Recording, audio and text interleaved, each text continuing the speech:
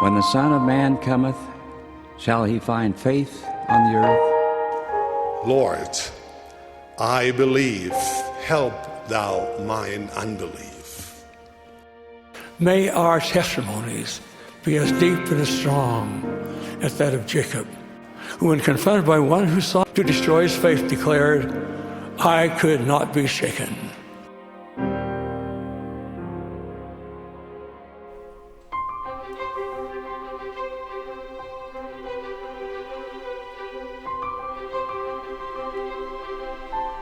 Hello to all of you wonderful Unshaken Saints out there. I'm Jared Halverson. Glad to have you back. In fact, I'm so impressed that you are back at all after so many incredibly long lessons that I figure I'd give you a break today and let you off early for good behavior. Actually, it wasn't my choice. It was the scriptures. This week we only have the book of Esther to cover, and it's fairly short, just 10 chapters. It's only one of two books in the Old Testament that is named after a woman, the other being Ruth. And so if you're into women in the scriptures, as I am, this is an amazing book. To shine the spotlight on one of our incredible sister saints. It's also one of only two books in the Old Testament that doesn't explicitly mention God, the other being Song of Solomon, which you may have guessed. But it does come as a surprise to most people that, wait, Esther doesn't talk about God at all? Well, in some ways it's so appropriate that he wouldn't be explicitly mentioned in this book, because it forces us to do a little bit deeper looking, to find him in these pages. And I think the context historically of this book is perfect to give us that kind of mission or that goal. Because what's happening, if you remember last week with Ezra and Nehemiah, and the Jews have returned to Jerusalem, they're coming back in waves. It's starting slow. But this happens, as far as we can understand, the history in the book of Esther takes place kind of right between Ezra chapter 6 and Ezra chapter 7. Zerubbabel has already come back with the first wave of people to rebuild the temple.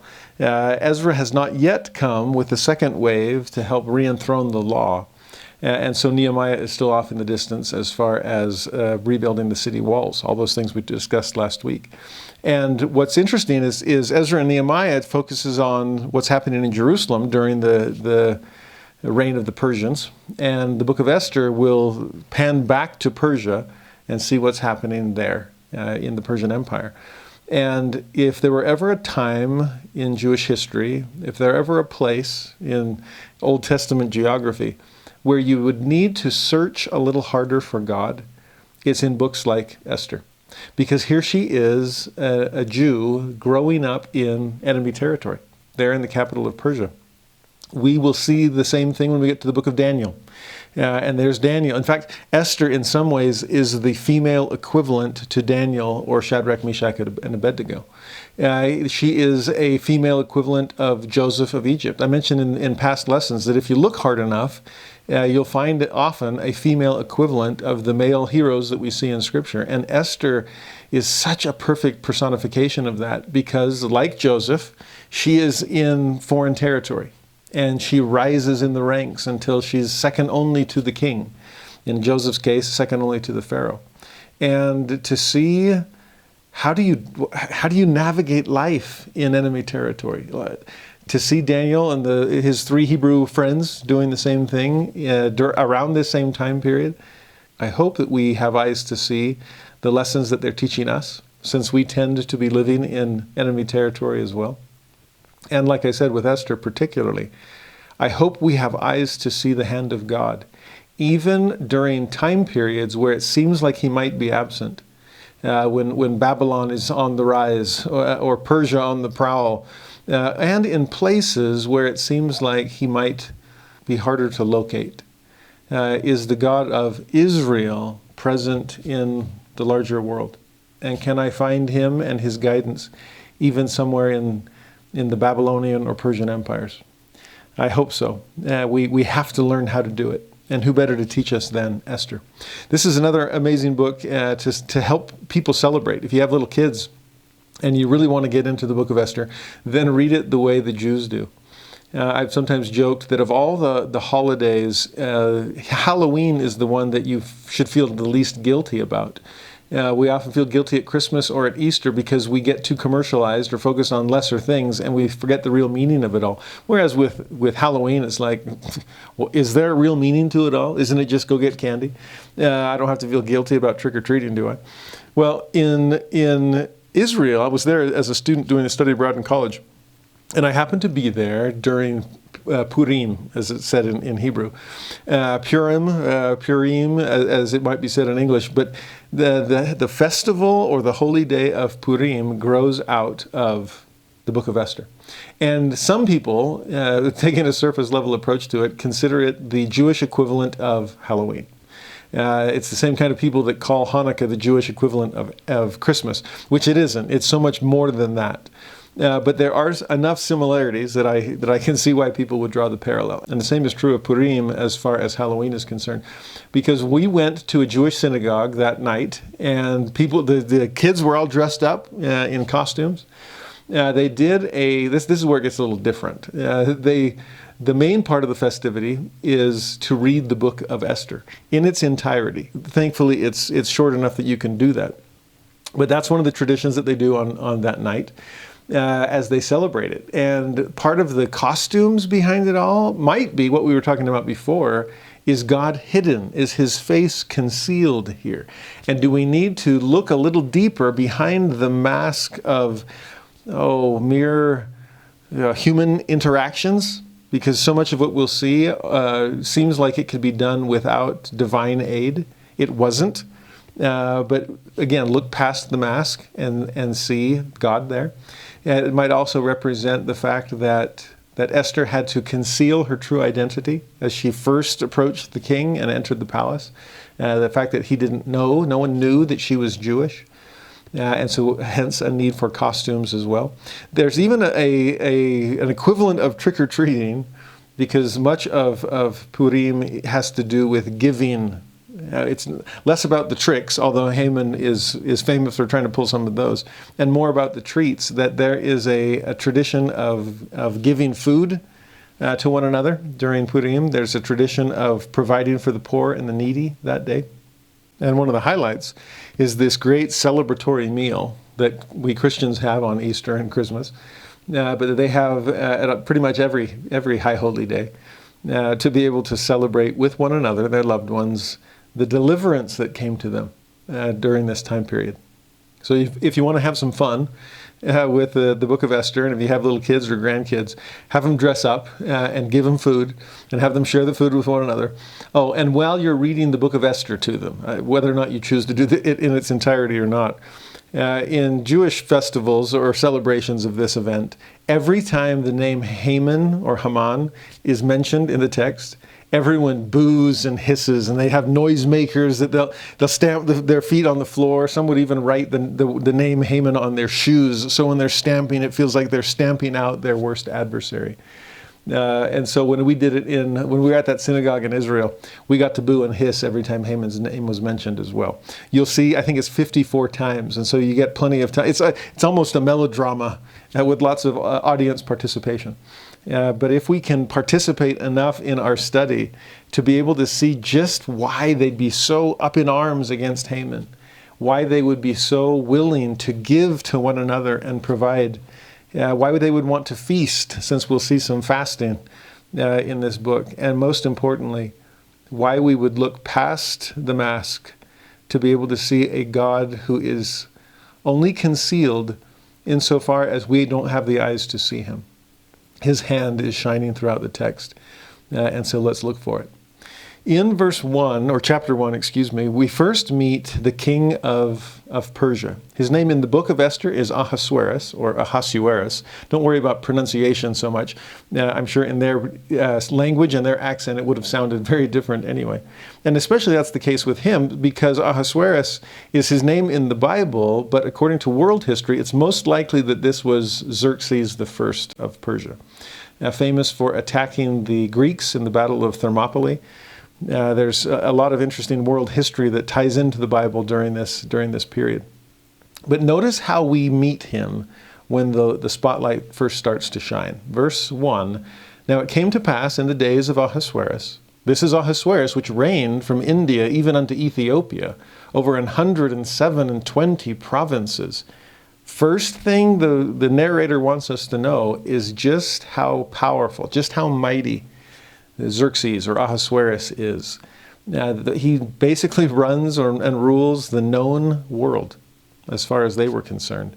And so are you feeling intimidated already?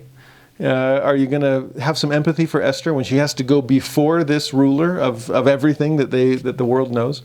In verse 3 and 4, in the 3rd year of his reign, he made a feast unto all his princes and his servants, the power of Persia and Media, the nobles and princes of the provinces being before him, when he showed the riches of his glorious kingdom and the honor of his excellent majesty, many days, even 180 days.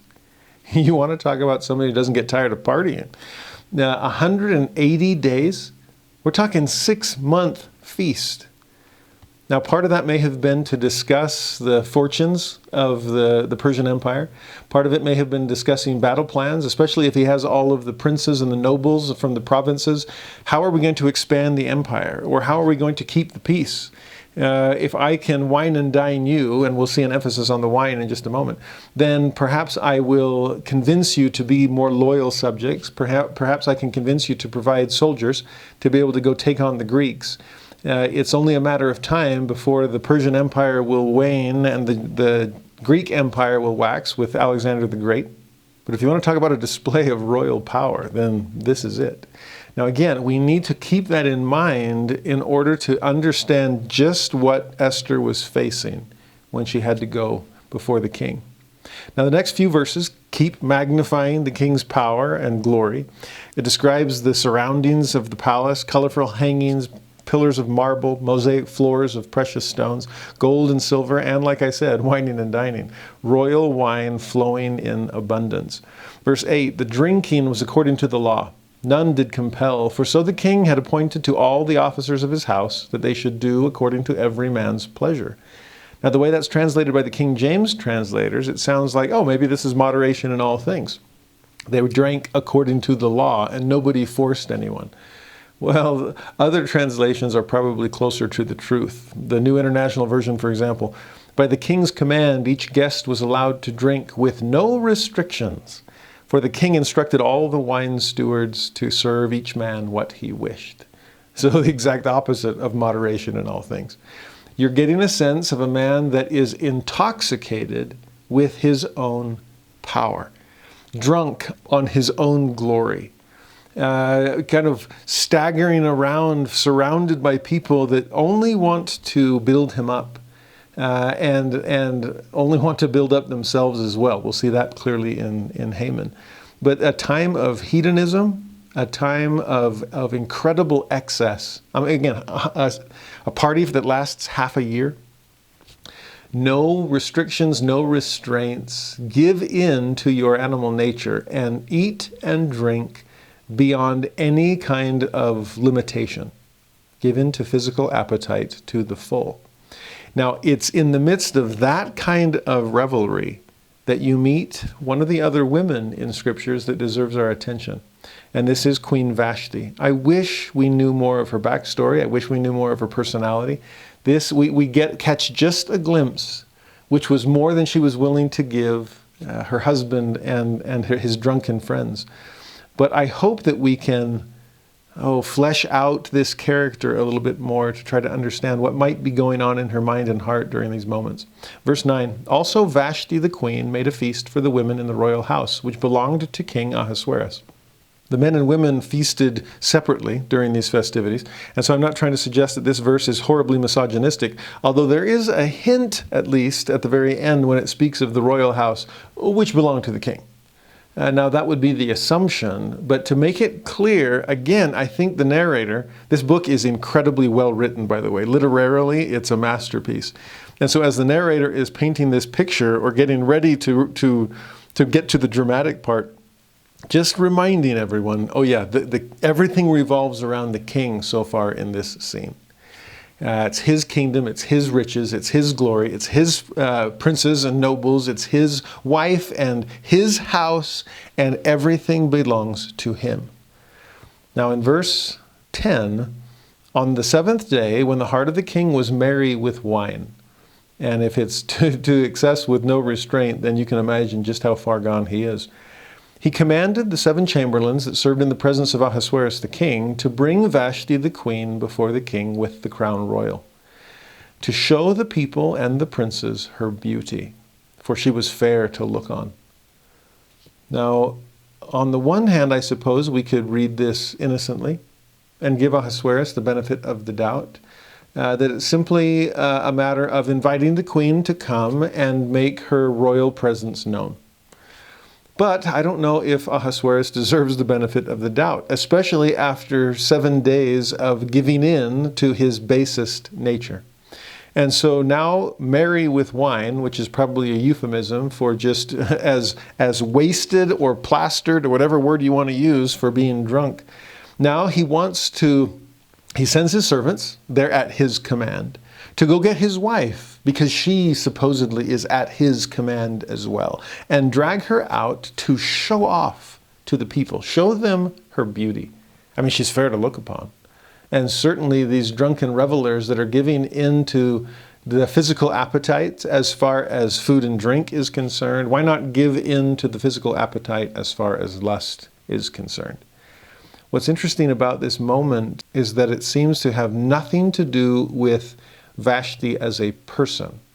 Another way to say it, nothing to do with Vashti as an agent unto herself, rather simply as an object under the control of her husband. I don't think Ahasuerus is showing her off for her sake, but rather for his. If everything we've read in these first 9 or 10 verses is about his glory and his wealth and shine the spotlight on me, then the only reason he's even bringing his wife into the spotlight is to add some more reflected glory upon himself. We have to get a sense here of an incredible amount of selfish pride on the king's part. We'll see it only surpassed by Haman, and maybe that's been put here as foils to just make Haman look all the worse, that anybody can exceed King Ahasuerus in this self-centeredness. But you want to talk about a loss of self-control, you want to talk about an objectification of women, specifically his own wife. In our day, we use the term trophy wife sometimes, and that's a sad term. Because again, it objectifies that woman as if she was simply something to, again, draw the attention to whoever's arm she happens to be hanging on. Women, you are better than that. And Vashti was, and Vashti knew it. In verse 12, the queen Vashti refused to come at the king's commandment by his chamberlains. Therefore was the king very wroth, and his anger burned in him. Now, if you pause at the end of verse 12 and ask yourself 2 questions. First, what does that verse suggest about the queen? That she would stand up to her king, to her husband, the king, and the mighty King Xerxes I, the mighty King Ahasuerus. Don't you realize he's got 127 provinces that he's in charge of? And who do you think you are? Well, glad you asked, because I think highly of myself. Not in the prideful way my husband does, but I measure my own worth. And it's not simply to add to his worth in the eyes of other people. She must have had a strong personality. She must have known that she was an agent, not an object, and therefore refused to be objectified. I've sometimes worried as I look around the world today and see, whether it's male or female, because we both have similar problems in this, that one gender often accuses the other gender of a certain shallowness, whereas they're not pushing that other gender to look very deep. If we are content with surface level kinds of things, and that's how we define ourselves, and that's what we hope people will be drawn to, then I don't think it's fair to accuse the opposite person of shallowness when you didn't make them look very deep. There is depth in Vashti as far as I can imagine here. But that's only the first question. The second question is, what does that verse suggest about the king? Again, that he can simply snap his fingers and send some chamberlains and some servants and go bring the queen back. Again, she is such a peripheral character as far as his glory is concerned. And how does he react to her agency instead of her as an object? He's wroth. His anger is burning in him, which suggests that this is a man used to getting his own way.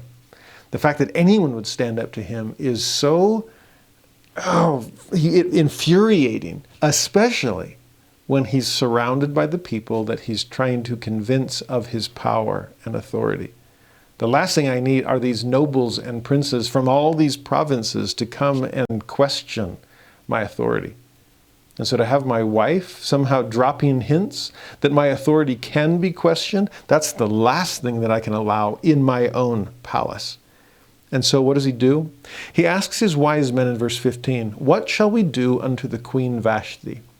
According to law, we got to make sure that it doesn't look like I'm weak and vengeful. Rather, I'm simply executing justice according to the law of our day. And I do the same for against any of you nobles and princes out there. So again, that's why he's asking. Because she hath not performed the commandment of the king Ahasuerus by the chamberlains. Here's a man who's punitive and seeking blame, but trying to hide his own weakness behind the law, a sense of justice that has been outraged, when it was his pride that was pricked. In some ways, he's simply looking for justification to punish someone, and sharing the blame for that by involving these wise men. Help me feel good about what I'm about to do, even though it's pretty petty. Now in verse 16, Memucan was one of them, these wise men. He answers before the king and the princes, "Vashti the queen hath not done wrong to the king only, but also to all the princes, to all the people that are in all the provinces of the king Ahasuerus." Talk about blowing things out of proportion. And yet, as all the princes of the provinces are looking on, that was wise on the part of this wise man. Let's make sure that they feel equally enraged by this. We can't have them questioning the king's authority. Let's have them question their own authority instead. Perhaps that will help cement their loyalty to the king, as they would have to start wondering, what if my wife did this back at home? What if my subjects had wills of their own and began to exercise them? The irony there, though, is, again, wise as far as the cunning of the world is concerned, but to think about something that could have simply been interpreted as a justified private action on the part of the queen. I mean, think about how Ahasuerus, if he were truly wise, could have played that off and allowed it to be something that spoke highly of his wife's power. He could have come up with excuses or explanations or whatever it might be. But no, he turned her individual decision into a universal offense. Oh, this is this slippery slope, and if you let one woman step out of line, then all the women and all the subjects will be stepping out of line as well. So we have to nip this in the bud and do it boldly, because they can't afford to let it spread. In verse 17, that's what they say. "For this deed of the queen shall come abroad unto all women, so that they shall despise their husbands in their eyes, when it shall be reported that the king Ahasuerus commanded Vashti the queen to be brought in before him, but she came not. Likewise shall the ladies of Persia and Media say this day unto all the king's princes, which have heard of the deed of the queen. Thus shall there arise too much contempt and wrath." The New International Version describes that as, "There will be no end of disrespect and discord." You know, ironically, for someone who is being horribly objectified in this story, it sure seems that Queen Vashti has potentially an immense amount of power as far as her example is concerned. And for her to advocate for herself, for her to exercise a righteous will, to measure her own worth and realize, I am a daughter of God, not the trophy wife of the king. I mean, for that influence to spread, they're admitting the power of this one woman. I hesitate to make things so overtly gendered, but the narrator in this story seems to be doing exactly that. Again, so much of this, the climax will be there at the end of chapter 4 and into the beginning of chapter 5. And all that we're seeing so far is preparing us for that moment when another woman will have the courage to exercise her agency, to face the king and to do something not at his request, to see what's already happened with Vashti. We need to understand that to see just how intense the drama is when it's Esther's turn to do something similar. But I do want to point out the irony here that, if you're really that concerned about Vashti's actions, then don't treat her in such a way where those actions are justified. And the same would happen, it would be true of all the people in all the provinces and all these princes and nobles and so on. If you don't want your wife to act like Vashti, then don't act like Ahasuerus. Think about that. To borrow from a friend who has far more wisdom than I do, when women sometimes wrestle with gender issues in the church, is it a doctrinal dilemma that stands behind it, or is it personal experience? In other words, is it that they wonder about their place in the eyes of God, or is it that they've been treated poorly at home by a husband that is guilty of unrighteous dominion, or negative experiences in the ward or the stake with priesthood leaders that are, again, guilty of some unrighteous dominion? Like I've already said, I think Vashti is completely justified. She is courageous and right. There's some righteous indignation in her refusal to come at her husband's snap of the fingers. And he deserves that. Amen to the priesthood of that man, we would say, quoting Doctrine and Covenants 121. Well, all of that reality and all of that irony is lost on the king and the princes and nobles. Go figure, they're all males. But in verse 19, they say, if it please the king, let there go a royal commandment from him, and let it be written among the laws of the Persians and the Medes, that it be not altered. That was one of the rules as far as the laws of the realm. Once it's down in the books, it cannot be changed. We'll see why that matters later on. But here's the rule, the unchangeable edict that they're asking for. That Vashti come no more before King Ahasuerus, and let the king give her royal estate unto another that is better than she. Better than she? Again, we don't know enough about her to fully round out her character. But I think it'd be hard to come by if you're looking for someone better than she is. We may have found one in Esther, admittedly. We know more about her. But I am amazed by the strength of this noble woman. And so instead of being an example for women to follow, which I hope she is for us, they turn Vashti into a cautionary tale, a warning against other women that if you don't come on your husband's terms, then you will not come at all. You will be removed forcibly if necessary, and your place will be given to someone better than you. And by better, we mean more subservient, more willing to be objectified. Well, in Vashti's case, she may have counted the cost if she knew her husband well enough, and moved forward with courage regardless. Vashti may have lost her social value, but she never lost her sense of personal worth. And that's a lesson we all need to learn from her. The outer appearance was something that would have been so easily recognized, even by a bunch of drunken revelers. But the sense of personal dignity and individual worth, that would have been harder to see. For that, you have to look deeper, further inward. And for that, the person themselves, the Vashti in each of us, hopefully is developing that kind of introspection to be able to see our own worth in God's eyes. Well, none of that crosses Ahasuerus' mind. And in verse 20, when the king's decree, which he shall make, shall be published throughout all his empire, for it is great, just like you are, O mighty king, all the wives shall give to their husbands honor, both to great and small. Well, small honor, if that, since it's being forced upon them. Anyway, the saying pleased the king and the princes, and the king did according to the word of Memucan. And of course it pleased the king and the princes. They're all men after all. But a good reminder for all of us that honor which is what they were suggesting would automatically flow to their husbands by this show of strength rather than a better show of humanity. It shows us that respect like that, honor like that, in reality is not something that can be demanded. It can't be forced. I mean, there's an old saying about, oh, that person commands respect. But there's a difference if it said that person demands respect.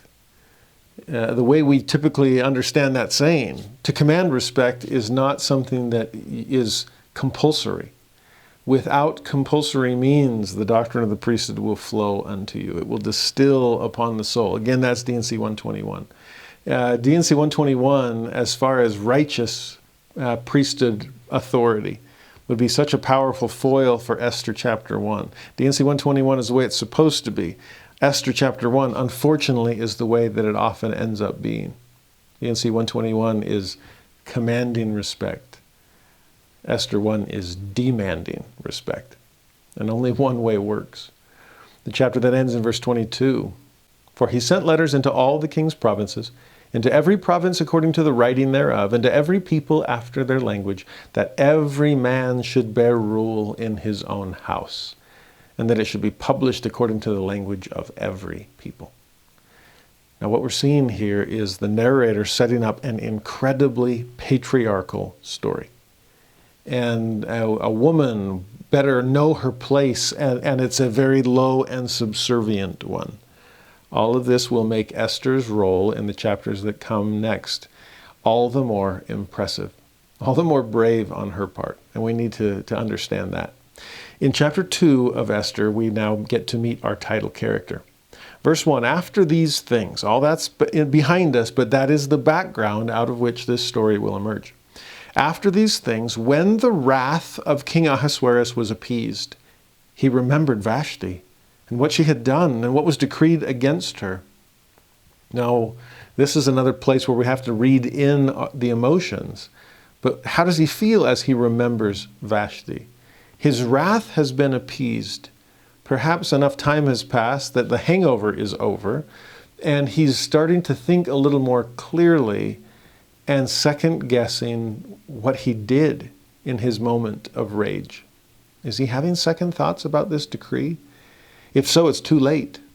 The law of the Medes and the Persians is irrevocable. And for him to feel some regret, perhaps, what was I thinking? I was only thinking about myself. Who was I trying to impress? All these other people that... Yeah, 6-month party, but I probably won't see many of them ever again.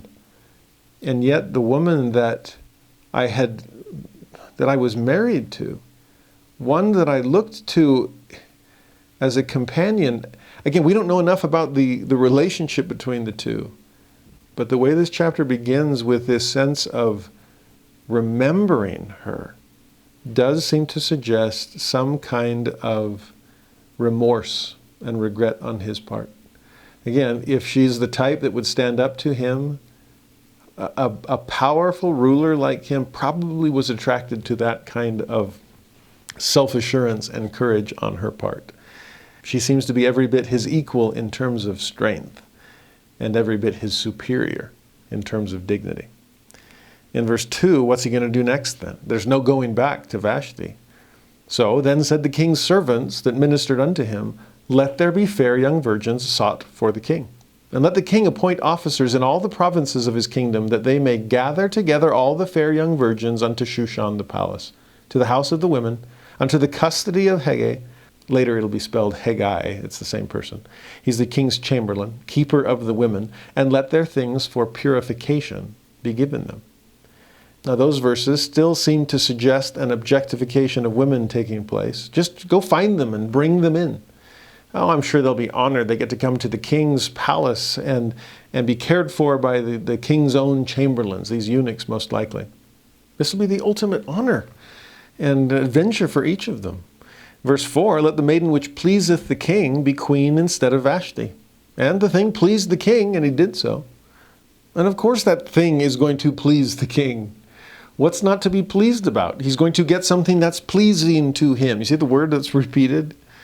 Oh, beware of shallow and self-serving pleasures, and beware of those that are appealing to them. Now, so far, like I said, the spotlight has been on Ahasuerus. A little reflection onto Vashti. Now the camera will pan, and we're going to see the other characters that will focus our attention the rest of this book. In verse 5, now in Shushan the palace there was a certain Jew. It's the first thing we know about him. Even before we get his name, we get his religious identity. A Jew whose name was Mordecai, the son of Jair, the son of Shimei, the son of Kish, a Benjamite, who had been carried away from Jerusalem with the captivity. Now, so far, this is all we know about Mordecai, but it's enough to start fleshing out his character. He's Jewish, first and foremost, is what we got to remember. He's a Benjamite. Okay, from one of the smallest tribes. Benjamin was the youngest son of Jacob/Israel. His was the tribe that was almost completely annihilated in the aftermath of the rape of the Levite concubine back in the book of Judges. Benjamin had some issues as a tribe. And yet, up to this point, one of the most famous Benjamites was King Saul. In fact, Saul his father's name was Kish, and that's another name in Mordecai's ancestry as well. Is there some connection between the two? The narrator seems to be drawing some, and that's actually a parallel that will come in handy a little bit later when we meet Haman. So keep some of these details in the back of your mind. And then that last one, that he was carried away from Jerusalem with the captivity, that puts him in the same boat as Daniel and Shadrach, Meshach, and Abednego.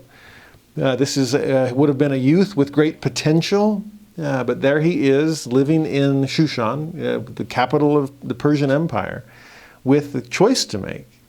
Will I remain Jewish as you first learned of me, or am I becoming Persian? Where does my loyalty lie? And is my heart still back in Jerusalem, back in Zion? Or have I been lulled away by the tugs and pulls of this wicked world? We're going to see more of that in the very next verse when we meet our title character. In verse 7, he brought up Hadassah. Now, wait, Hadassah? Who's that? I actually loved in my old seminary days to ask the students, do you remember that one girl in the scripture? I'm pretty sure she was in the Old Testament. She becomes the queen, and she takes the place of a queen that was deposed by the king because he was angry with her. And they're like, oh, you mean Esther? I'm like, no, that's not her. That's not her.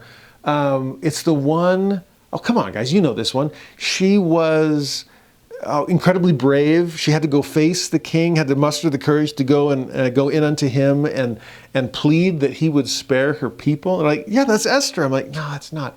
It's the one. And pretty soon they get so frustrated with me that I just couldn't extend it any longer. I'm like, okay, fine. Yes, you're right.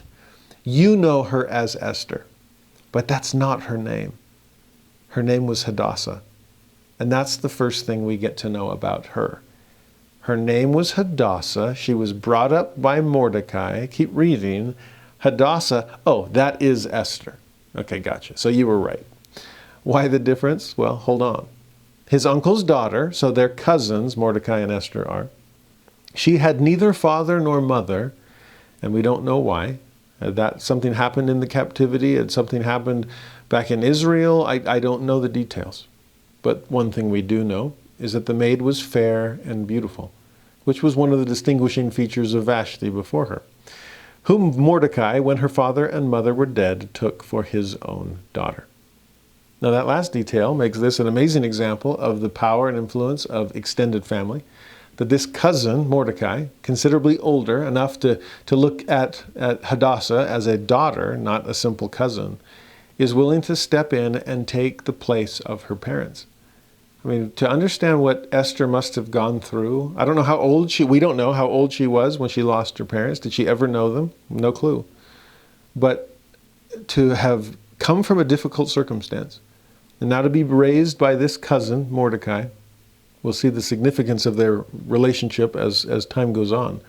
But go back to the name change, because if Hadassah comes as a total surprise to us, and we didn't even know that was her real name, that we have been guilty of taking the Persians at their word. And the word was, don't call her Hadassah, call her Esther instead. We're going to see the same problem when it comes to Daniel, thankfully whose Hebrew name sticks, but also with Shadrach, Meshach, and Abednego, since those are not their Hebrew names either. We'll hold on to the book of Daniel till we get to them. But what's happening here, Hadassah means myrtle or myrtle tree. And later in the minor prophets, we'll see that the myrtle tree as a symbol of peace and rest.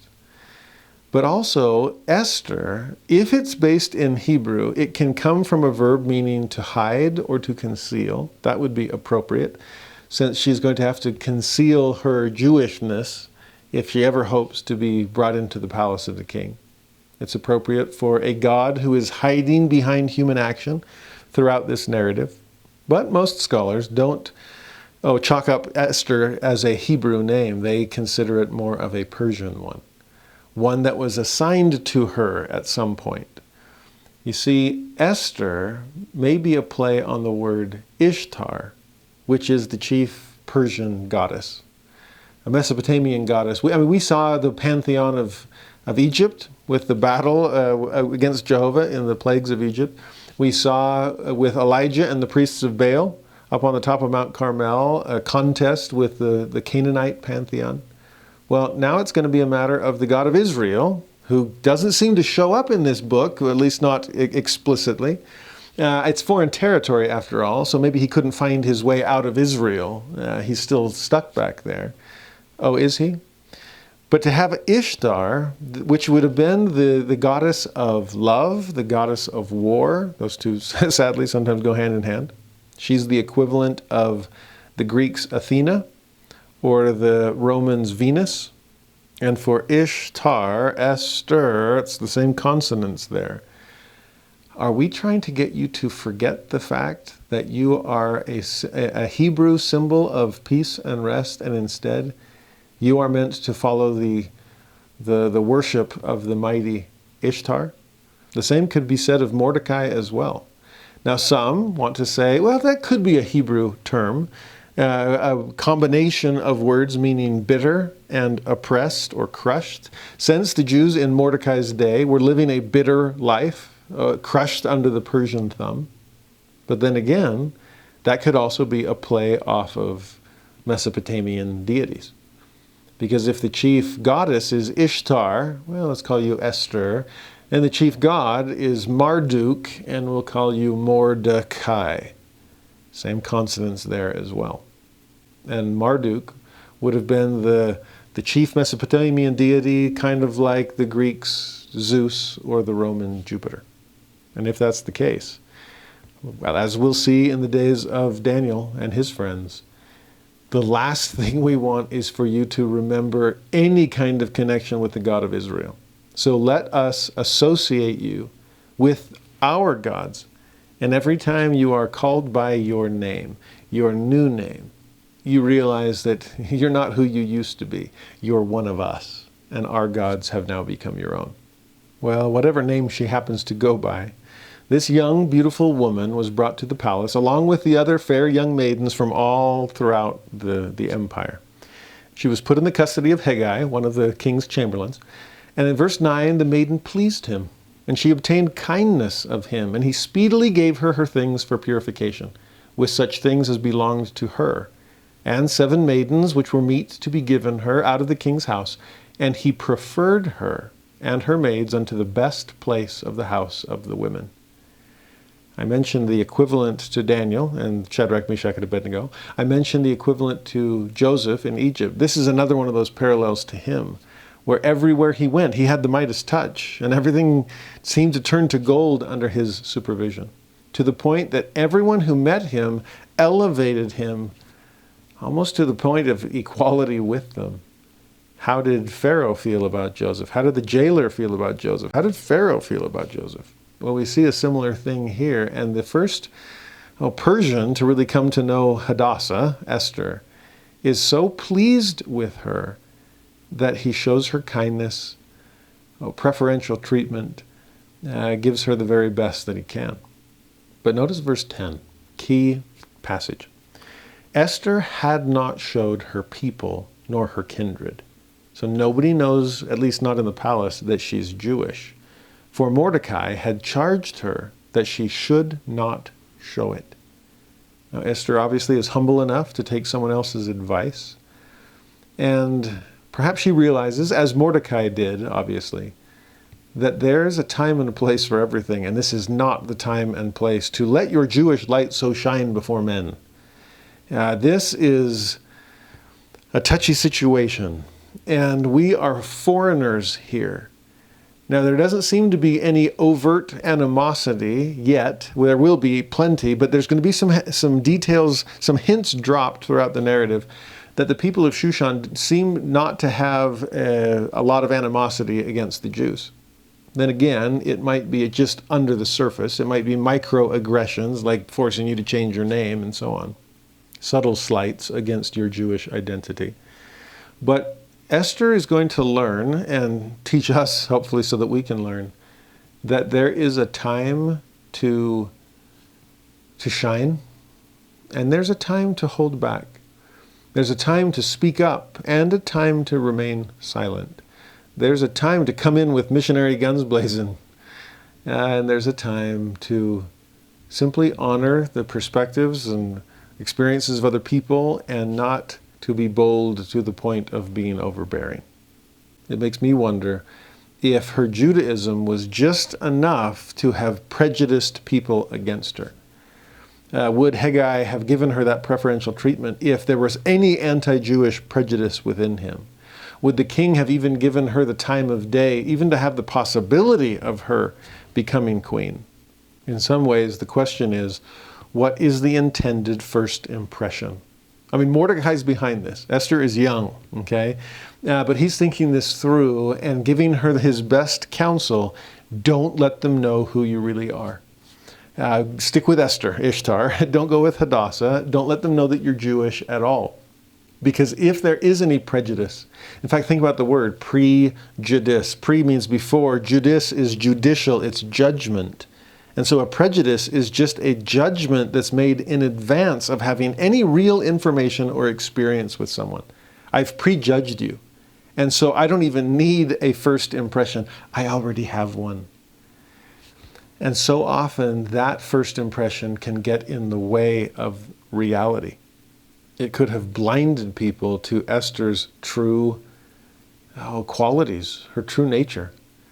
I actually remember in the mission field meeting a couple that were Jehovah's Witnesses. Wonderful couple. I met a lot of wonderful Jehovah's Witnesses on my mission. We could learn a few things from them as far as their membership zeal to go share the gospel as they know it. I don't know if my ward's ever gone and tracted a neighborhood, but I knew some Jehovah's Witnesses congregations that did that. Well, we went to teach them and asked, they were willing. You want to talk Bible? Let's talk Bible. It's like, oh, great. Well, we can talk Bible, and then a few other things. And they say, well, just as long as it's Bible and Bible only, then yes, we can have a conversation. I thought, oh, well, that's only going to last a couple of minutes in the first discussion before we get to additional scripture. How's this going to work? I said, well, we're going to need some divine help. So do you mind if we sing a hymn to invite the Spirit? They said, nope, absolutely not. No hymns. We're like, really? Wow.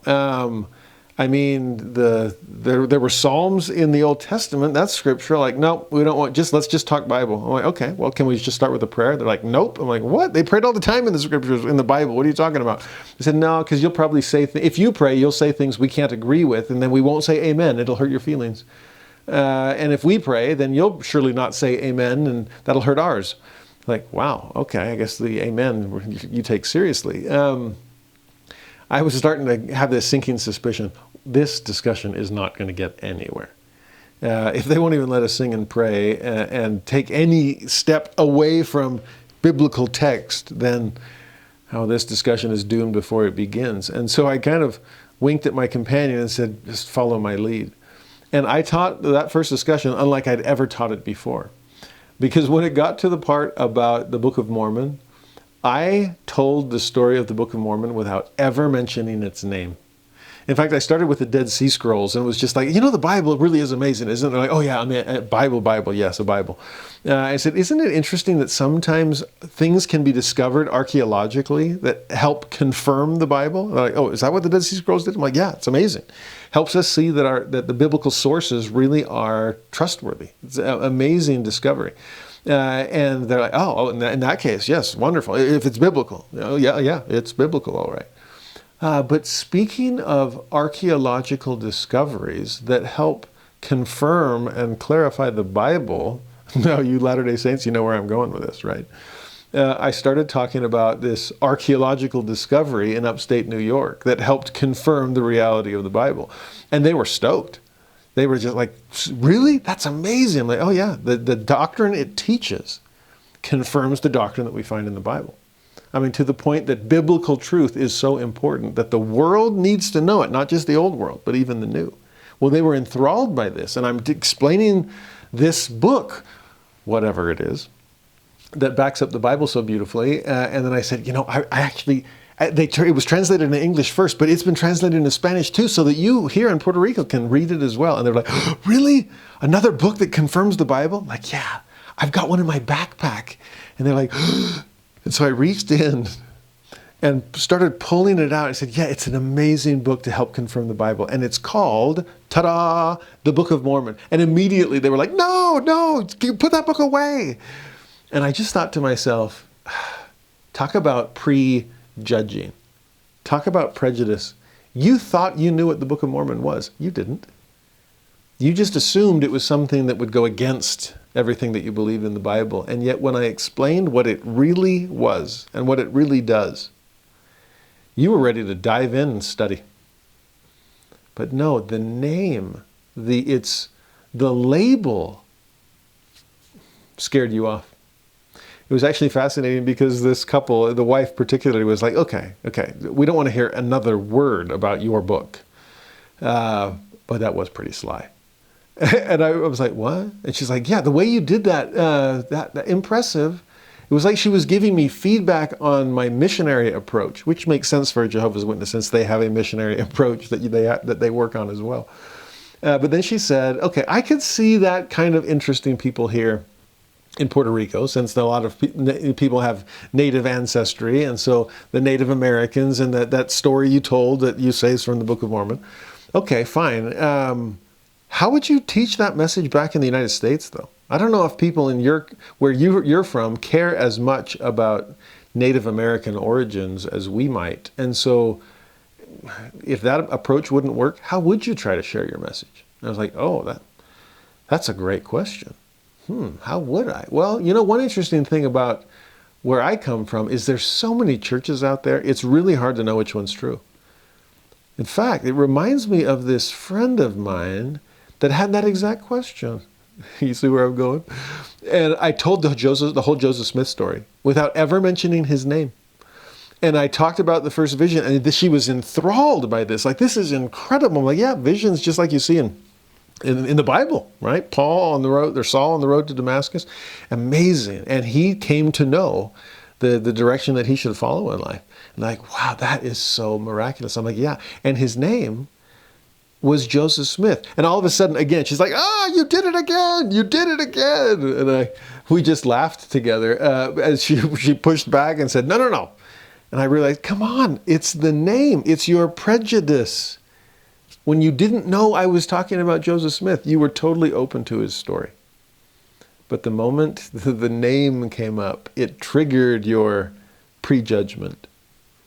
And what was a positive first impression was swept aside because you already had an impression that came before the first one. Well, the same thing is possible here, and I am impressed with the wisdom of Mordecai. Don't let any prejudgments get in the way of them coming to know you for who you really are. So tell your story before you give your real name.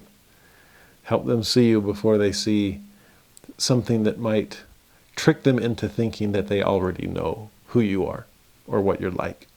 Well, Esther follows Mordecai's advice, and Mordecai remains as close to her as he possibly can. even through this time period in the palace. In verse 11, Mordecai walked every day before the court of the women's house to know how Esther did and what should become of her. This father figure is vigilant, he's concerned, he's doing the best he can at maintaining his role as provider and protector, even from a distance when he can't do it as directly as he was used to. Well, in verse 12, now when every maid's turn was come to go in to King Ahasuerus, after that she had been 12 months, according to the manner of the women, for so were the days of their purifications accomplished, to wit, 6 months with oil of myrrh, and 6 months with sweet odors, and with other things for the purifying of the women. The next verse even says, whatsoever she desired to prepare herself with. I mean, you want to talk about going over the top. And maybe this is another indicator of the self-centeredness and hedonism and sensuality of Ahasuerus, that, I don't even want to see him or smell him until they've had 12 months to get their filthiness away from them. Let them be purified completely so that they can be worthy to be in my mighty presence. Now again, I think this is meant to help set the stage for the time that she comes before him in the middle of the drama. If coming before him the first time took 12 months to prepare, then no wonder they were trying to squeeze in some preparation into 3 days of fasting and prayer. But also flip it around a little bit and let's take it from a different angle. If we were to consider Ahasuerus as a king, and think about what kind of preparation goes into approaching a king. Now let's capitalize K and let's talk about the King of Kings, and just imagine what kinds of purifications and preparations should we go through so that we can come boldly to the throne of grace, so that we can approach him confident that he will allow us to stay. I do love that what's specifically mentioned there is myrrh and sweet odors, and whatever else you're going to need. Myrrh, if you think about gold, frankincense, and myrrh, was a symbol of sacrifice. King and God and sacrifice is the symbolism behind the gifts of the wise men to the baby Jesus. In this case, what are we using, giving, offering as we prepare ourselves to come before the King of Kings? Are we making sacrifice of self?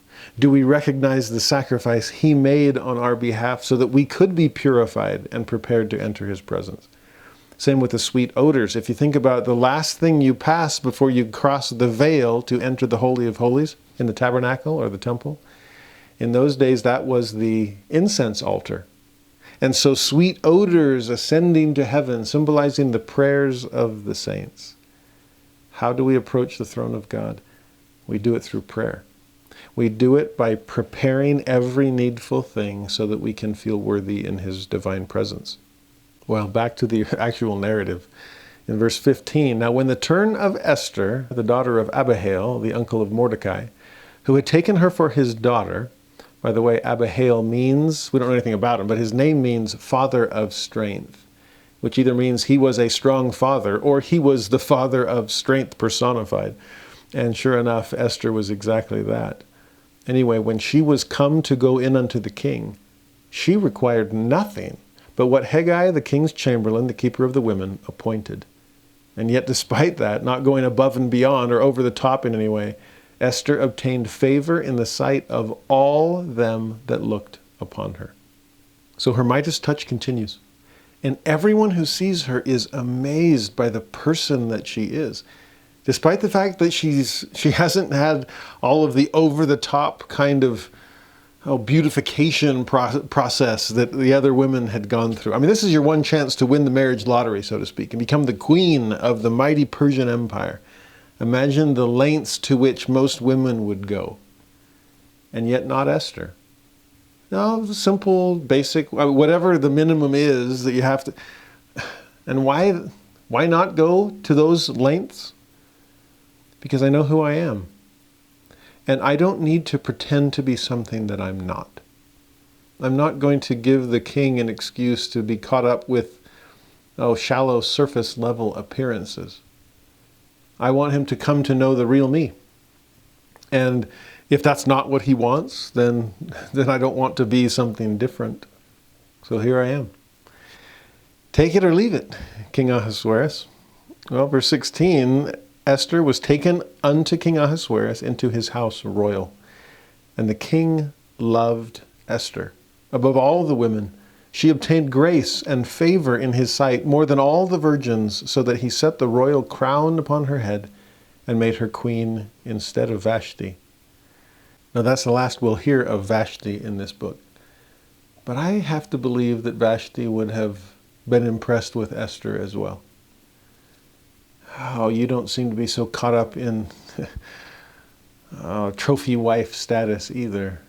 And so I'm content to step aside to make way for you. And grace and favor and love, those are all things that our King of Kings will feel for us as we approach him in worthiness and in readiness. The king then makes a great celebration. The text calls it Esther's feast. But verse 20, Esther had not yet showed her kindred nor her people, as Mordecai had charged her. For Esther did the commandment of Mordecai, like as when she was brought up with him. Despite the fact she's arrived and now far surpasses Mordecai as far as her own power and position is concerned, oh no, she still maintains her childlike submissiveness. And if you think that's the best advice for me, Mordecai, then I'll follow it. And it's a good thing. Mordecai is a man of incredible wisdom. And it's that wisdom that will preserve Esther. In fact, it's that same Mordecai that will end up preserving Ahasuerus. Because by the time chapter 2 ends, Mordecai, who's always seems to be hanging out by the palace to see and try to get any glimpse that he can of how is Esther doing inside, he happens to be the right place at the right time to overhear a couple of the king's servants plotting his execution. A conspiracy is in the making, and Mordecai overhears it, alerts Esther, who then alerts Ahasuerus. They expose the plot, they have the men executed, and that definitely puts Esther and Mordecai on the king's good side. That's going to be important later on. Now, chapter 3 begins, and we get to meet the next character. Again, literarily, this is beautiful. It's just you give some time with each character and develop them so that you come to understand what they represent. Well, in chapter 3, verse 1, after these things did King Ahasuerus promote Haman, the son of Hammedatha, the Agagite, and advanced him and set his seat above all the princes that were with him. Now that is kind of a stark introduction. We don't have any backstory. The first time we meet Haman, it's in the process of him being promoted. Oh, okay. Well, then literarily, I understand what our narrative is doing. That's the context you need to associate with Haman. He's all about climbing the ladder. You're the first moment, even before you get his name, you get his promotion. And we'll see as the story unfolds, a lot of it is self-promotion on Haman's part. But notice the other detail, he is an Agagite. And that's why we needed to remember the fact that Mordecai came from the tribe of Benjamin. That if Mordecai becomes Saul 2.0, then Haman becomes Agag 2.0. Because remember that story in the book of Samuel when the Israelites were fighting the Amalekites, and it was supposed to be a war of absolute annihilation. Capital crimes with capital punishments, and we don't want any negative influences. We don't want any intermarrying or intermingling. It'll only bring you down, not them up. And so it was supposed to be a complete annihilation. And yet Saul had spared the king of the Amalekites, a man named Agag. So there was some misplaced mercy on Saul's part. And it ended up causing problems later on. If you remember, Samuel came in and had to take care of justice right there on the spot himself. Well, in this aftermath, as centuries have passed, it's just interesting that you have someone possibly connected to Saul with someone connected to Agag. And we're going to see how the story does finally come to its close. But keep reading. Verse 2, all the king's servants that were in the king's gate bowed and reverenced Haman, for the king had so commanded concerning him. But Mordecai bowed not, nor did him reverence. This is another key moment in the development of the plot. First thing you knew about Haman, promotion. Second verse about Haman, respect and adoration from the lowly people beneath him. Now that was supposed to include Mordecai. But Mordecai doesn't do that. It doesn't go there. After all, the very first commandment of the 10 was to have no other gods before the God of Israel. And that would include the merely mortal kind. I'm not going to bow before you, Haman. You're dust of the earth just like I am. In verse 3, then the king's servants, which were in the king's gate, said unto Mordecai, why transgressest thou the king's commandment? Now it came to pass, when they spake daily unto him, and he hearkened not unto them, that they told Haman, to see whether Mordecai's matters would stand. For he had told them that he was a Jew. Interesting that Mordecai had counseled Esther, keep those cards close to the vest. Don't let anyone know your religious identity. But as far as he was concerned, they're going to know. I'm going to make sure everyone understands that I'm Jewish, and as a result, I bow before the God of Israel and not before any mere mortal. I will not reverence you, Haman. No matter how many times your servants come around and ask why I'm transgressing the king's commandment. Well, capitalize the K, and I'm not transgressing the king's commandment. I'm honoring it, because I will honor the King of Kings far more than a mere king of Persia. I will only bow before my God. And even though you speak daily unto me, as you try to wear me down, it won't work. I will stand firm here. I'm so grateful that it was that kind of personality that raised Esther, because we'll see a similar personality in her once it's time for her to divulge her true religious identity. In verse 5, when Haman saw that Mordecai bowed not, nor did him reverence, now you can only imagine how Haman's going to react. Haman was full of wrath. Pride can't stand any objections, even from a nobody like Mordecai. But Haman thought scorn to lay hands on Mordecai alone, for they had showed him the people of Mordecai. Wherefore Haman sought to destroy all the Jews that were throughout the whole kingdom of Ahasuerus, even the people of Mordecai. We've already seen one example of blowing something completely out of proportion. In the case of Vashti. Well, now it's happening again. And if Mordecai would stand up to me instead of bowing down before me, then I assume the rest of his people would do the same. Now, sadly, that probably wasn't the case. There were plenty of other Jews in Persia that probably went with the flow and just, I'm not going to ruffle feathers or rock the boat, and I'm just going to kind of keep my head down or take the new name they give me and kind of put down my religious identity in hopes of having any identity at all to be able to survive with. But not Mordecai. But as far as Haman was concerned, you're all Mordecais. This is just one monolithic Judaism, and you meet one, you know them all. And if this is the way that a Jew might be, then that's the last thing I want. So let's get rid of every single one of them. Talk about guilt by association. Talk about jumping to conclusions and making one individual the personification of an entire people, and a personal slight now becomes a national danger. There's actually a fascinating story in the life of Elder Richard G. Scott of the Quorum of the 12. When he was young, he was a nuclear engineer, and he helped develop the nuclear navy for the United States. This was in the midst of the Cold War, and both Russia and the United States racing forward to try to create the technology to allow this to take place. And Richard G. Scott was in the forefront of it all, until he was called by David O. McKay to go be a mission president in South America. And so he told the admiral at the time, was a man named Haman Rickover, who was scary.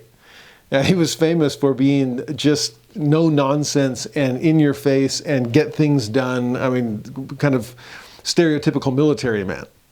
And when he found out that Richard G. Scott was leaving the Navy for 3 years, he was furious. He called Brother Scott in and sat him down and said, nope, you're not allowed to leave. You cannot leave the Navy. And Brother Scott was like, I'll come right back after 3 years. It's like, well, why is it that you're doing this? And he's trying to explain, well, I was called by the president of my church. And it's like, wait, this is a religious thing? What are you talking about? Well, I'm a Latter-day Saint, And he's trying to explain this. I mean, Admiral Rickover was so angry, he was demanding, like, get David O. McKay on the phone. I'm going to chew out your so-called prophet. It got worse. It got to the point where he was going to say, if this is what Mormons do, then get them all out of the Navy. You see the parallel here? If you are... He accused Richard G. Scott of treason. You are a traitor to your country if you leave. You are irreplaceable here. And without you working toward this goal, then the Russians are going to get there first and put the United States in danger. You cannot leave. And yet Richard G. Scott knew he'd been called of God. But he did worry. He did worry about other Latter-day Saints. When he took that threat seriously from Admiral Rickover, realizing that there's a lot of Latter-day Saints that serve in the Navy, and if this somehow colors the Admiral against them and makes him think that we're disloyal or unpatriotic, and he drives them all out of the Navy, then that's going to affect families negatively. What do I do? Well, as he pondered that question, the words of a hymn popped into his head. Do what is right. Let the consequence follow. And so he did. Rickover was still so mad at him that he wouldn't even talk to him personally or directly. There always had to be a go-between. And then young Brother Scott did everything he could to train a replacement, get everything set so that it would be okay. And then shortly before he left the Navy to begin his service as a mission president, he called the Admiral's secretary and said, I'd like to see the Admiral. And the secretary said, he doesn't want to see you. He said, well, tell him I'm coming anyway. And he tucked a copy of the Book of Mormon under his arm and walked to the Admiral's office, humming to himself, do what is right, let the consequence follow. And he came into the Admiral's office and sat down and said, Admiral, I know you're angry about me leaving. I need you to understand why I'm doing it. It has to do with this book. He gives him the Book of Mormon and bears his testimony of the work of the Lord and why he needed to accept the Lord's call. Well, by the end of the conversation, not only did Admiral Rickover promise, I'll read your book, Scott, but he also said, when you get back from this mission thing, come see me, and your job will be waiting for you. Talk about a 180. Talk about a change of perspective, all because of Richard G. Scott's conviction and strength and courage. He did what was right and then let the consequence follow, and the consequences were far better than he imagined. Come to think of it, I don't know if there's a better story to help illustrate the story of Esther. By the way, that was not some 70-year-old apostle that had the courage to do that. That was a 37-year-old stake clerk. But the kind of person that would become an amazing apostle when the time came. Well, in Mordecai's instance, in Esther's instance, it's no different. And despite an enemy in Haman that will make a people, that will make one man an offender for an act and then take out his anger on all of that person's people, Mordecai still won't budge. In verse 7, what's Haman going to do about it? In the first month, that is the month Nisan, in the 12th year of King Ahasuerus, they cast Pur. That's where Purim comes. Here it says that is the lot.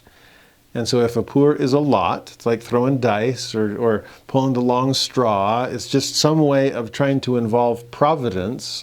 He's going to cast a lot, a Pur, or lots, Purim.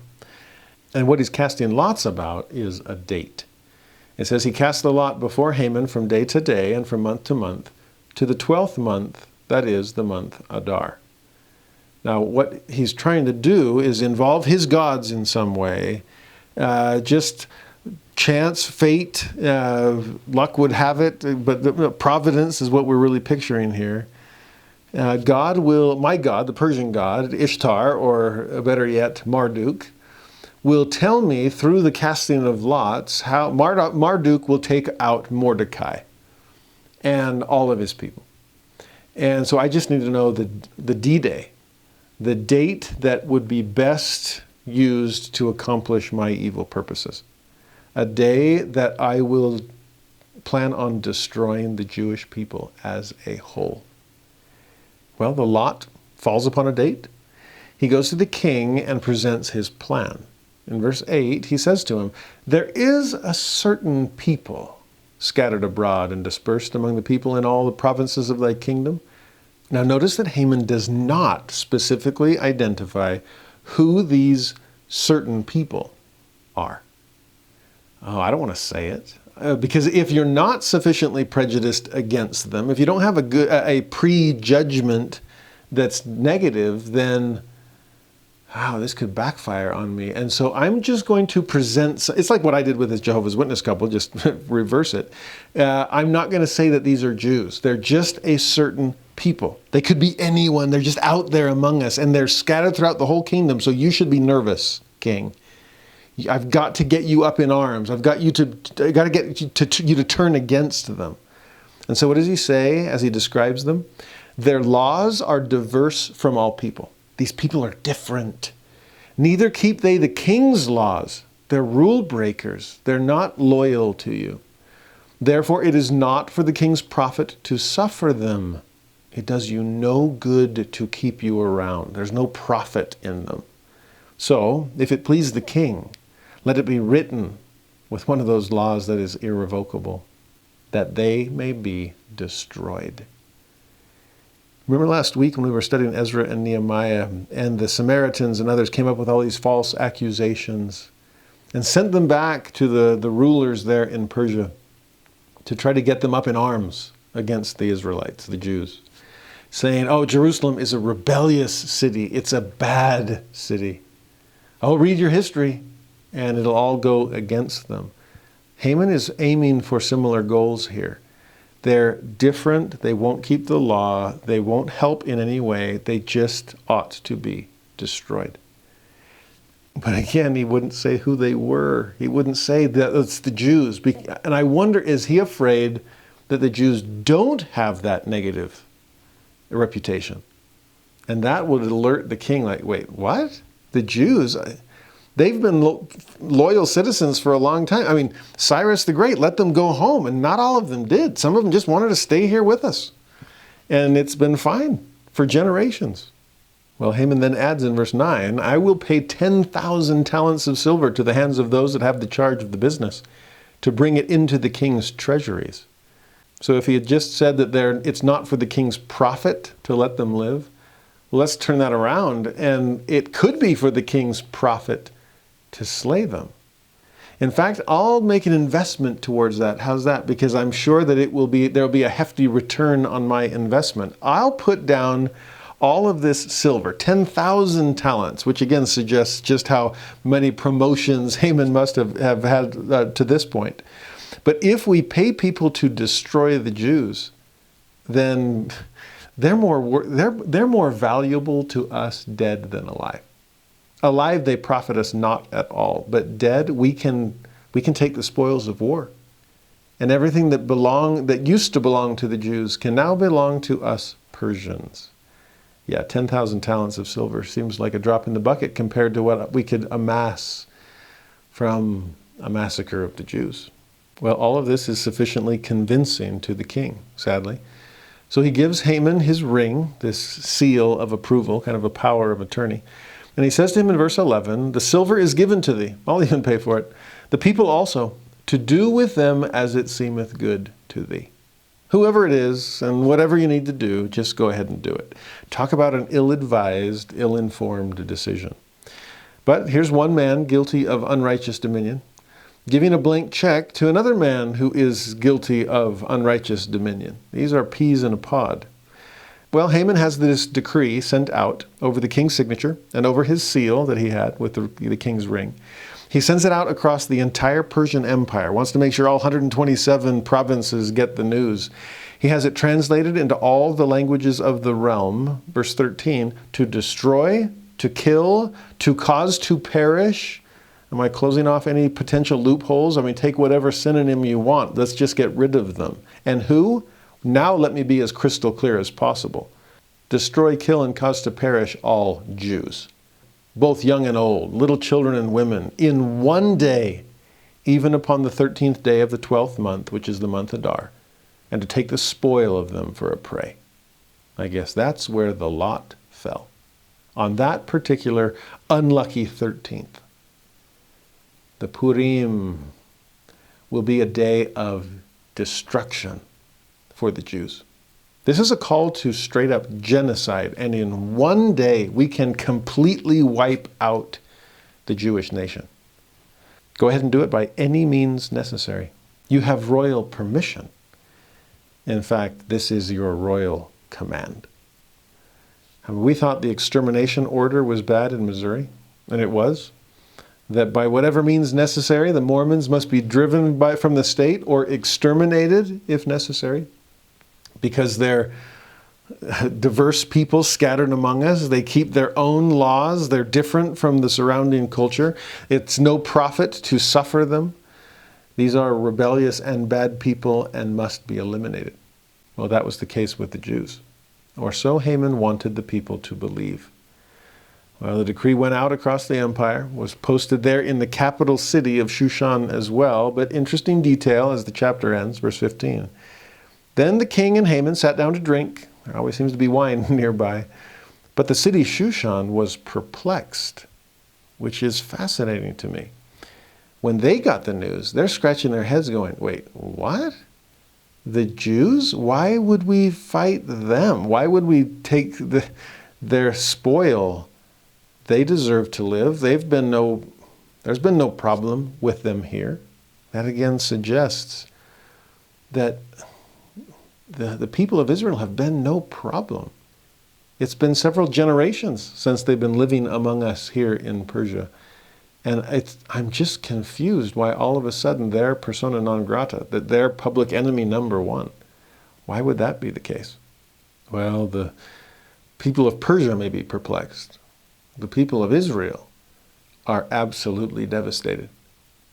The extermination order is upon us. This is Nazi Germany in the 1930s and 40s. This is anti-Semitism at its absolute worst. And the thought that the entire house of Israel could be completely wiped out in one 24-hour period. I mean, yes, the Jews have been scattered, the lost tribes, but if the Persian Empire is as far as they can imagine with these 127 provinces, there is a very real possibility that the house of Israel will be completely snuffed out. Not even a remnant remaining. So what are we to do? We're to turn a page and in chapter 4 see the incredible courage of Hadassah, the myrtle tree of Israel. In verse 1, when Mordecai perceived all that was done, he rent his clothes and put on sackcloth with ashes and went out into the midst of the city and cried with a loud and a bitter cry. Now these are the telltale signs of mourning, and obviously he's going to be in mourning.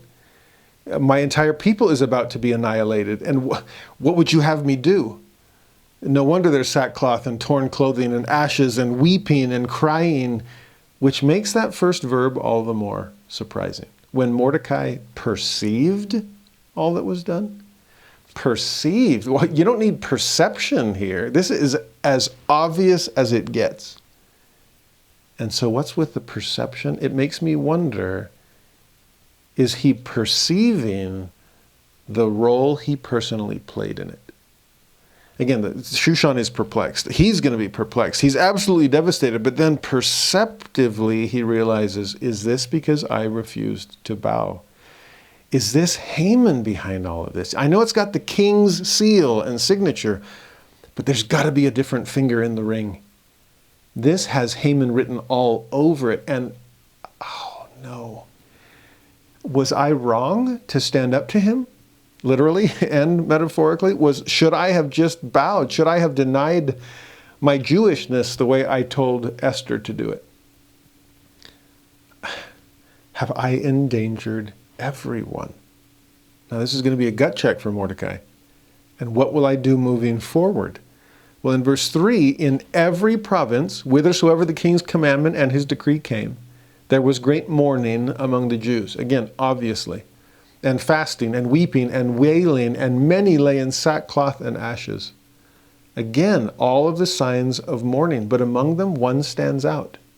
Weeping, wailing, mourning, sackcloth, ashes. But what about fasting? Now, fasting, yes, can be a sign of mourning. This thought of being sickened by one's circumstance, having lost one's appetite. I'm so devastated, I can't even eat. But we also know that fasting is a sign of worship, that fasting goes hand in hand with prayer.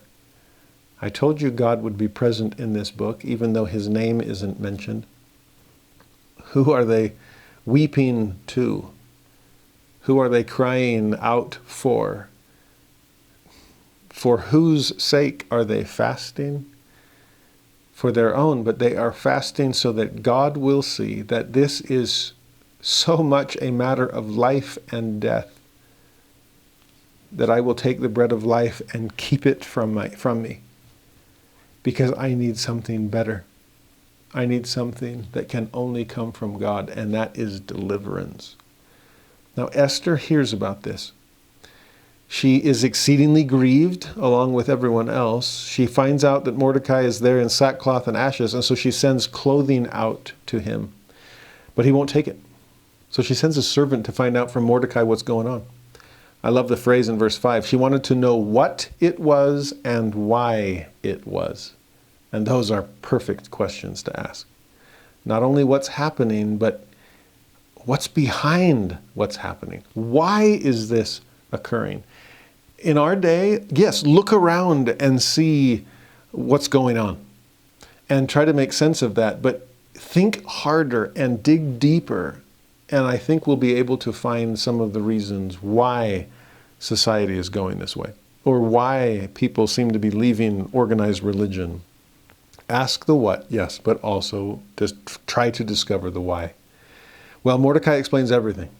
He tells this servant in verse 8 to charge her that she should go in unto the king, to make supplication unto him, and to make request before him for her people. Because that's us. Yes, you are Jewish. And you know that, and I know that, but the king doesn't. And if he realizes that that included in this general decree is a death sentence upon his own beloved queen, then perhaps that will jolt him into a recognition of what he's doing and somehow can put a stop to this. Now there's irony here. This is the absolute most dangerous time to be Jewish. And what's Mordecai asking Esther to do? To go back to Hadassah. To reveal that you are a Jew. That the target is on your back. Now Esther realizes this and is concerned in more ways than one. She sends a message back to Mordecai in verse 11. All the king's servants and the people of the king's provinces do know. So this is common knowledge for everyone, that whosoever, whether man or woman, shall come unto the king into the inner court, who is not called, there is one law of his, to put him to death, except such to whom the king shall hold out the golden scepter, that he may live. But I have not been called to come in unto the king these 30 days. Mordecai, do you have any idea what you're asking me to do? Everyone knows that going before the king is a death sentence. And so to go and try to plead against the death sentence on my people would be a death sentence on me. There's no getting around this. I mean, yes, there is an exception. The exception is him holding out the golden scepter, but the rule is that he doesn't do it. The rule is as soon as somebody comes in uninvited, he is the center of attention, and he doesn't want anyone around him that he doesn't trust, that he doesn't know, that he doesn't want there. And so the king calls the shots. He called it with Vashti. If he wants you to come, you come. And if he doesn't want you to come, you don't come.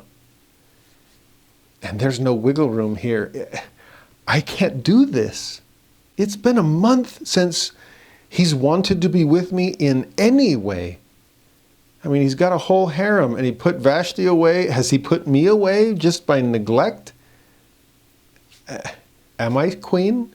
Am I just another woman in the harem? I don't know how he sees me. I don't know if he'll see me. I don't know what to do.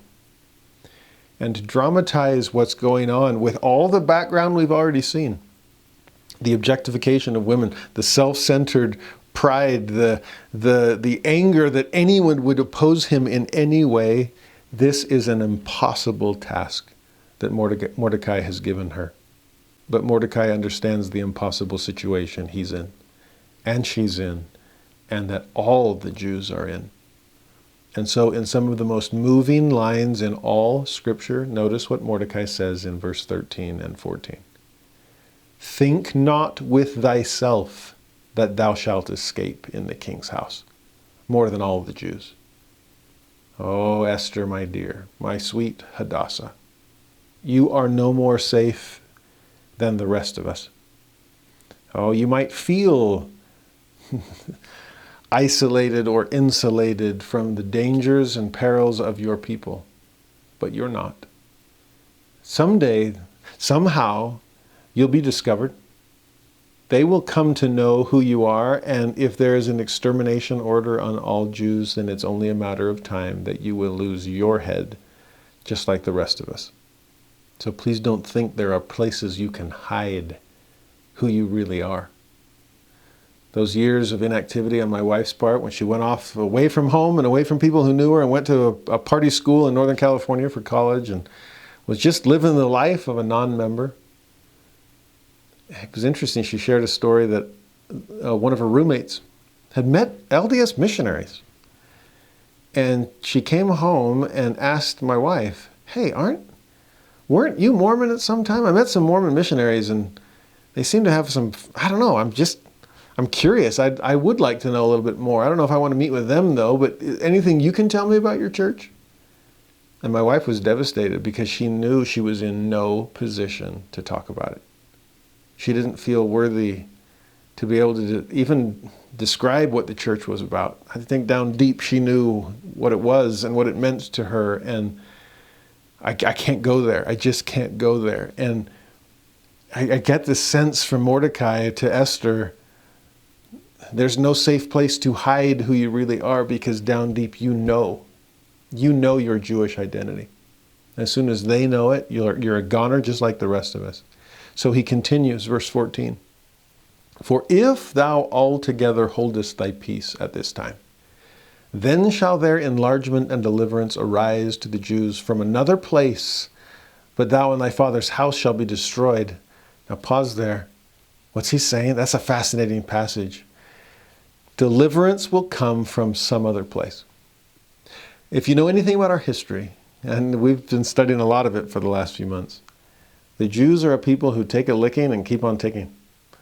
That they can be scattered to the winds by the Assyrian Empire, and yet there will be a remnant that remains. That they can be carried off captive into Babylon, and yet a remnant shall return. Oh, he didn't fear that it would be absolute annihilation, because he knew God had promised this remnant.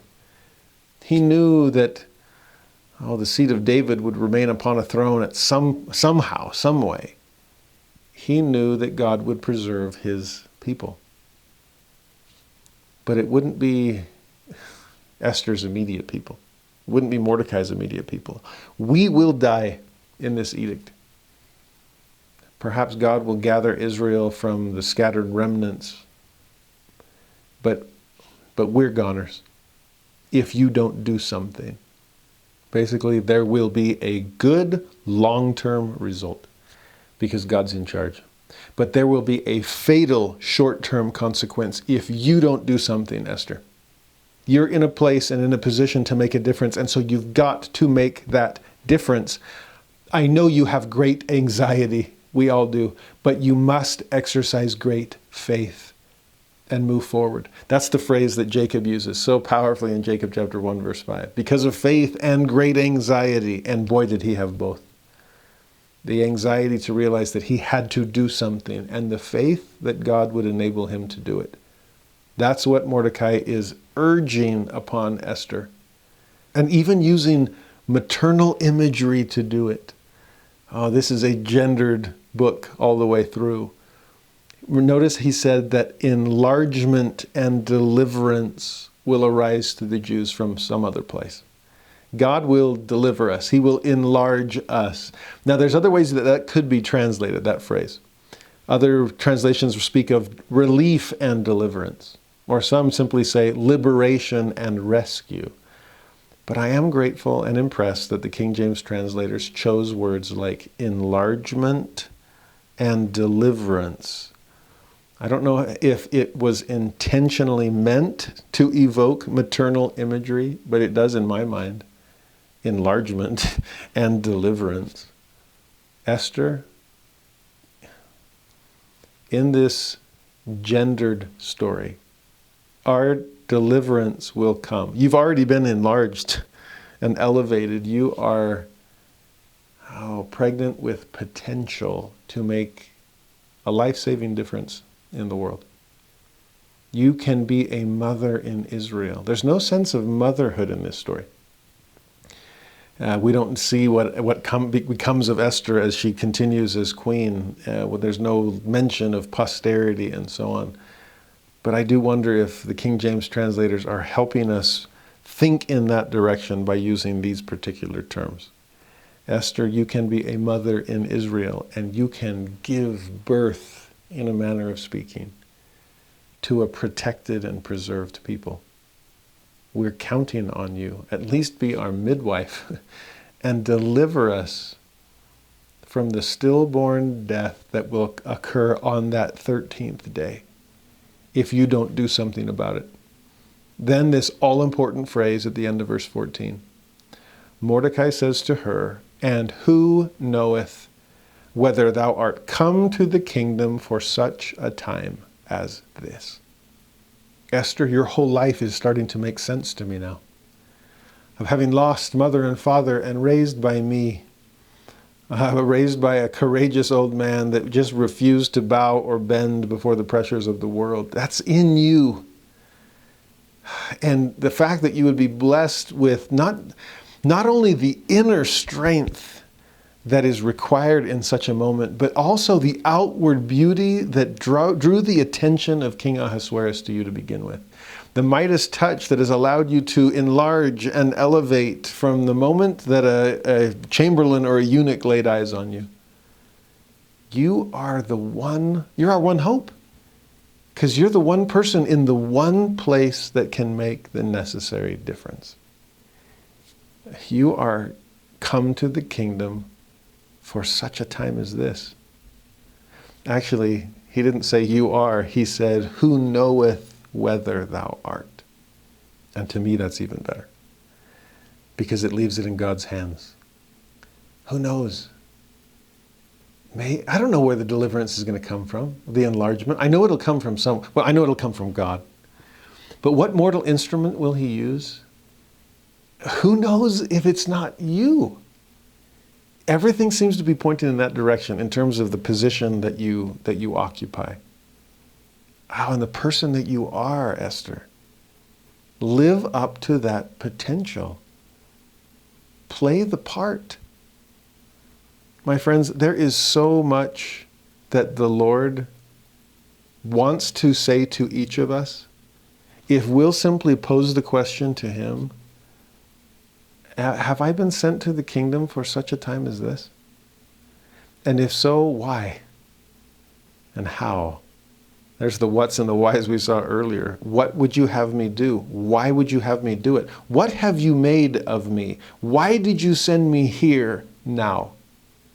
Why this particular time and place? And what kind of difference can I make here? That could apply to the church calling that you presently occupy. It could apply to the geographic space that you find yourself living in. And why you moved to one place and not another. Why you were born in one part of the world and not somewhere else. It could be your personal education, your personality traits, your spiritual gifts, your skill sets, what you've developed. It could be your education or your profession, personality, you name it. But ask God the question, what would you have me do in this place, at this time? If you think about Doctrine and Covenants 138, that magnificent capstone section of the Doctrine and Covenants, that we received our first lessons in the world of the spirits to prepare us to come forth to build the kingdom in such a time as this. What is your personal purpose? What's your personal identity? There's the rebuilding of the temple and the walls we saw last week with Ezra and Nehemiah. And now that you're rebuilt in this place at this time, what is it that God wants you to do about it? And if you're wondering, who knoweth whether I'm come, then turn to the Lord for clarification. It can come through the simple fact that you're alive in this final dispensation. Oh, living among the noble and great, among whom you are one. Oh, to be part of the dispensation of the fullness of times, meant to gather all things, to be alive at a time when President Nelson is calling us to gather Israel on both sides of the veil. Yes, we've come to the kingdom for such a time as this. If you're still wondering more specifically, check your patriarchal blessing. What clues does it give you? Think of priesthood blessings you've received. Think about personal inspiration and the promptings of the Holy Ghost. Think about church callings that you're currently serving in. There's so much here. And that phrase, I pray, is written on the fleshy tables of the heart.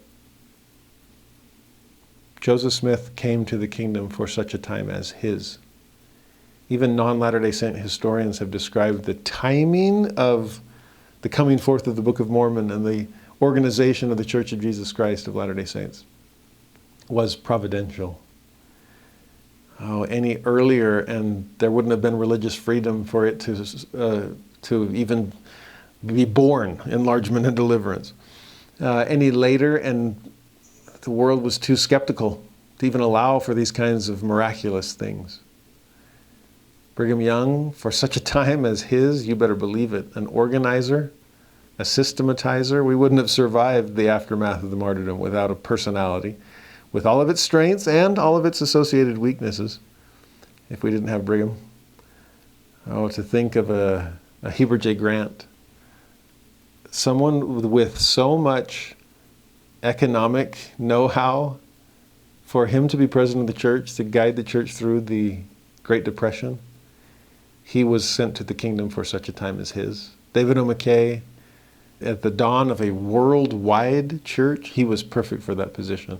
Fast forward, you get a Gordon B. Hinckley in an internet age, leading the church out of obscurity and out of darkness through his incredible personality and media savvy. To see a President Nelson, not just a doctor to lead the church through the pandemic, although I think that's an amazing non-coincidence, but also someone who spent a lifetime making really important life and death decisions without having the luxury of waiting forever to know absolutely what he was supposed to do.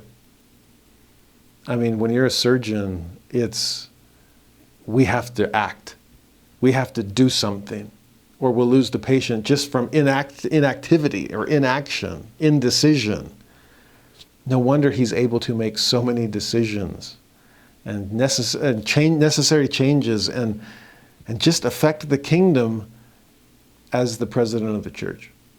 Oh, he has come to the kingdom for such a time as this. But my point to you, my friends, is that so have you, and so have I. And for us to understand that and to embrace it, then I hope our great anxiety and our faith come together in such a way that we will act, and act boldly. In verse 16, Esther sends an answer back to Mordecai. Okay, I get it. Go, gather together all the Jews that are present in Shushan, and fast ye for me. Again, we're going to turn to God here. Neither eat nor drink 3 days, night or day. Let's show God that this is a matter of life and death for us. I also and my maidens will fast likewise. So I'm not asking you to do anything I'm not willing to do myself. And so will I go in unto the king, which is not according to the law. Oh, the 3 days of fasting is nothing. My moment of walking into his presence will be a moment of life and death. but then her words of resignation, her words of faith. And if I perish, I perish. I don't know of more stirring words of faith, of submission, of acceptance of the divine will. I mean, we'll see the male equivalent when we get to Daniel and Shadrach, Meshach, and Abednego. As they say of the fiery furnace, I know our God can spare us.